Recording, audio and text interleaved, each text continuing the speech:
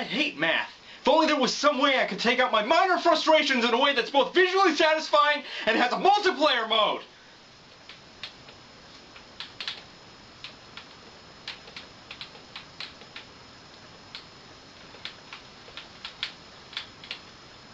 Andy? Andy? I'm bored. I can tell. You always appear suddenly when you're bored. Andy, do you know of a way to defeat the maths? Fold trash cans. Chairs that fold. Bed sheets. Why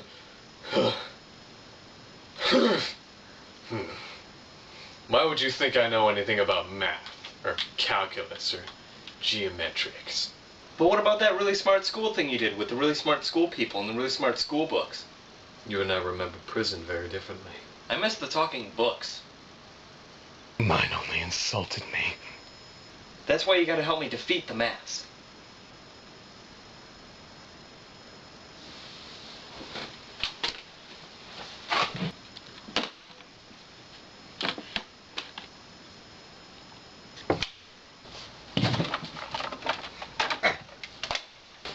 Then I only know of one way. Why'd you unplug the Wii U and turn off the lights? Because I was losing, okay? The controls are very hard. To do this, we need to forget everything we think we know. You mean like every movie trailer tells me to do? Yes, but not in the cliche way. Math is actually very confusing. Look at this problem. Do you think you can solve this? Do you think the X goes here? Do you think PEMDAS applies? Pens entice many dads across seas?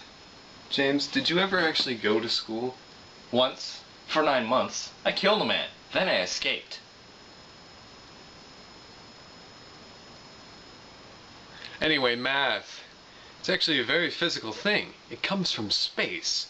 Have you ever counted the stars, James? I have. Know how many there are? How many are there? A number. But anyway, James, if you're serious about fighting math and turning it into space bits, then I have your answers. Yes! Now I don't have to check page 243 for the answers! No, you don't, James, because you and I, we're going to space.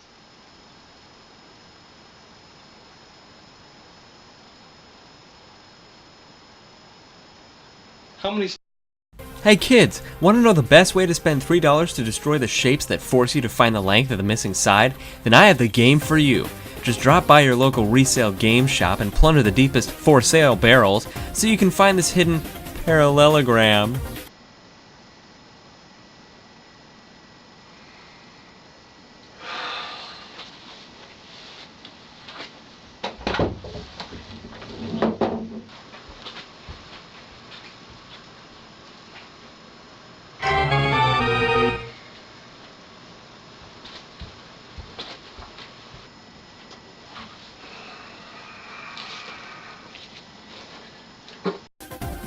Before you start thinking, oh man, I get to destroy those trapezoids and those evil, sniveling pentagons, let me warn you, you will not see normal shapes in this game. In fact, here's a rundown of all the shapes you're going to run into on your Spacecapades. Spacecapades!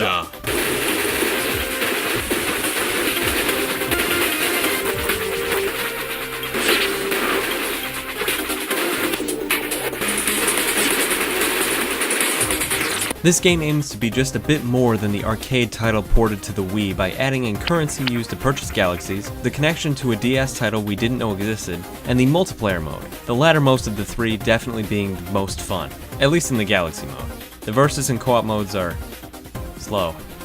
Each galaxy costs a different amount of geomes, the currency of this game, with its own set of planets that all hold their own kind of dangers and obstacles.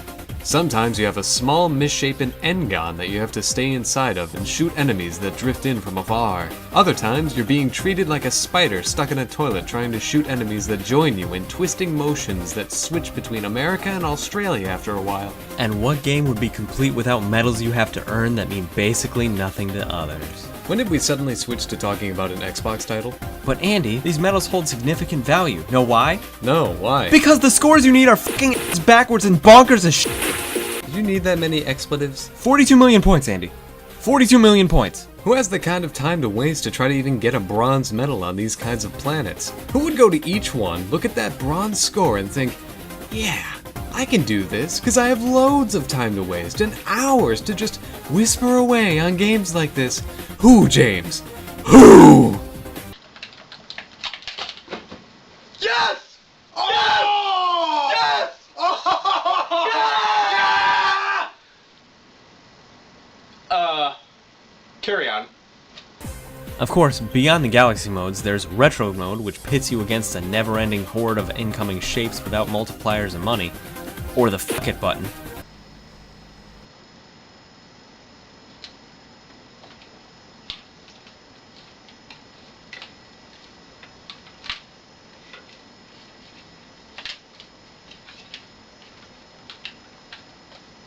Of the 15 buttons on my controller, I've yet to find one that says that on it. Well, Andy, when you see a wave of enemies that you can't hope to survive, and you start thinking, crap, now what?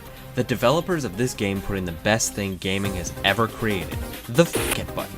Although in some circles, I guess you could just call it, the Space Wave. Space Wave! Which disintegrates all enemies on screen.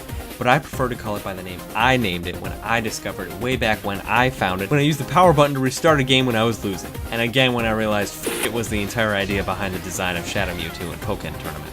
While traveling the various flat surfaces space has to offer, we discovered this game has a sudden incline in the difficulty curve. If you're playing on a planet, or a flat N-gon surface the planets call their planet, after a while the game decides you've lived long enough, and throws an incomprehensible wave of enemies at you, all directions they come.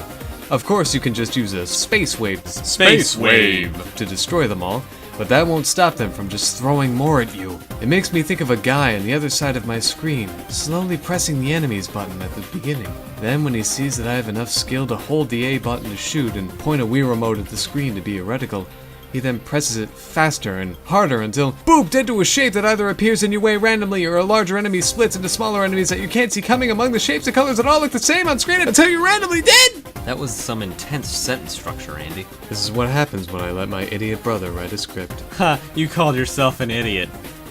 Wait. Anyway, A is to shoot, and the Wii remote's pointer is used as your aiming reticle. You'll shoot in that direction no matter which way your shape is faced. Destroyed enemies drop little yellow specks, which are multipliers. They will multiply the amount of points you get for destroying an enemy by up to 150, because if you even get that high, boop, you're dead in most cases. We only reached that number once, and that was a planet where the enemies only spawned on one side of the stage, making them incredibly easy to defeat in droves, even while the man behind the screen was smashing the enemies button with both hands, his face, and his left foot.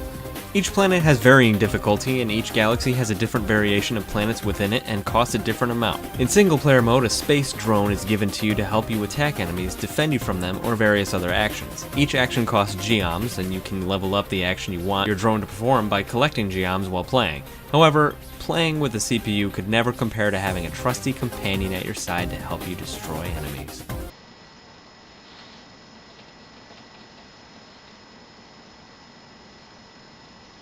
Speak for yourself, lowly Space Surf. Space Surf! You are a terrible trusty companion. And now that you've talked about the parts your terrible space aim could comprehend, let me talk about the more sophisticated parts, such as the music. The symphony which composed the pieces used in this title really emphasized the space venture you and your trusty companion are on, while chasing ludicrous amounts of points through insurmountable waves of enemies and spawn points that seem to be boop right there! Photons refracting through LED screens really emphasize the awesome colors that most games today lack. It'll keep your inner 5-year-old entertained until boop, you're dead! And just like the latter seasons of Family Guy, you could tell the developers were running out of steam when they developed the planets in the multiplayer Galaxies mode, because all of them have the suffix "ama" at the end of them.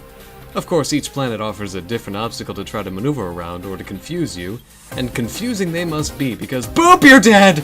Although, Andy, even though we die a good amount, I think we're pretty close to the best players in the universe. Just look at this leaderboard. Only winners get the top spot, and we must be winners because we shoot down all the boop, you're dead! Fucking ass, damn it, fuck. The game doesn't commit any big gaming sins, and it is little more than just an arcade game ported to the Wii to entertain those who are fans of the series. It really is just an arcade game with some flair in the form of multiplayer, currency to collect, and the planets which switch up the gameplay every now and again. which is very pleasant to see. This will never be a gem in your gaming library, but it will always be a rhombus.